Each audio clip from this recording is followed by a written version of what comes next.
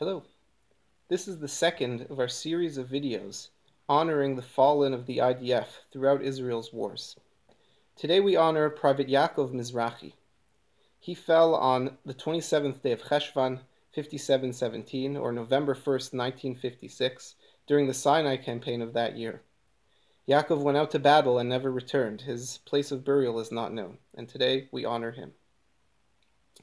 What I'd like to discuss today is the Zechira, the memory of Ma'amad Har Sinai.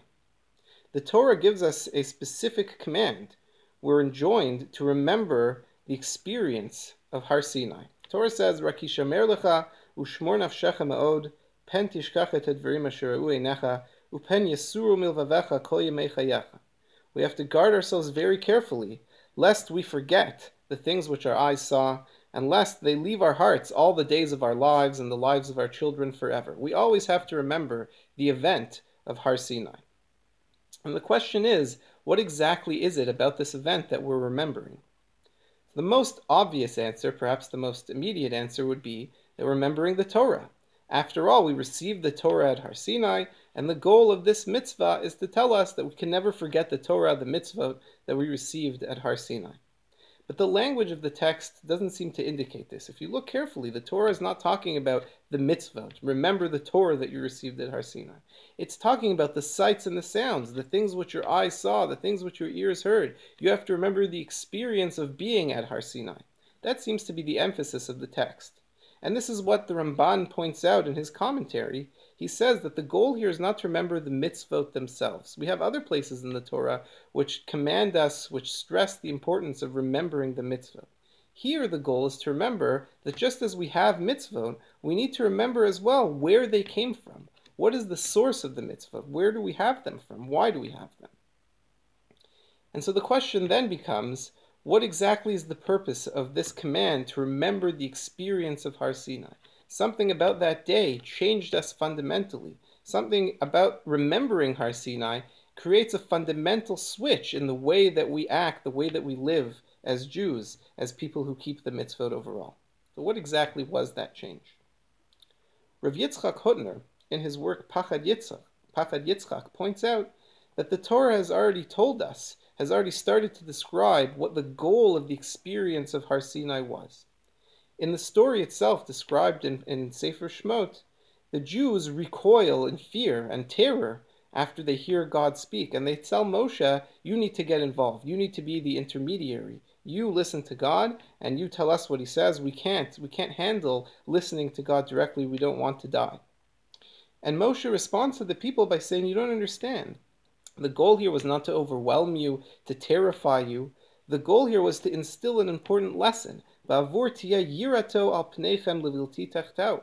wanted to place a fear of him on your faces for all time so that you never sin.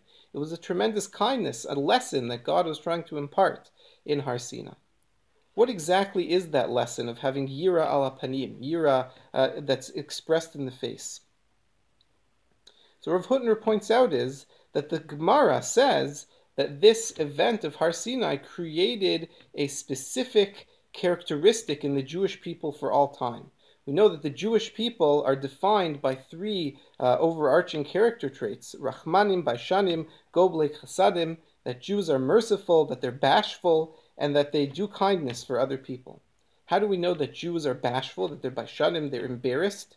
From this pasuk, from the pasuk that describes Har Sinai, Ba'avur tia yirato al pneichem, so that God's fear will be on your faces. So we see that this concept of fear on the face has something to do with being bashful and with being embarrassed. What exactly does that mean? What does it mean to be embarrassed? And what's the difference between doing mitzvot or being a Jew without being embarrassed, without having this yira, and being a Jew with this yira? So what Rav Hutner points out is that there's a fundamental difference.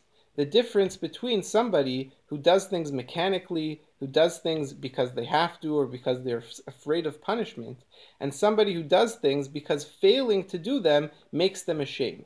What exactly is the difference? If I do mitzvot because I'm scared of punishment, those mitzvot don't define me. The accomplishment of the mitzvot are not about me. If I am scared of parking in the wrong spot on the street because I'm going to get a parking ticket, That's not because I define myself as a person who parks in the right place. That's just a fear of punishment.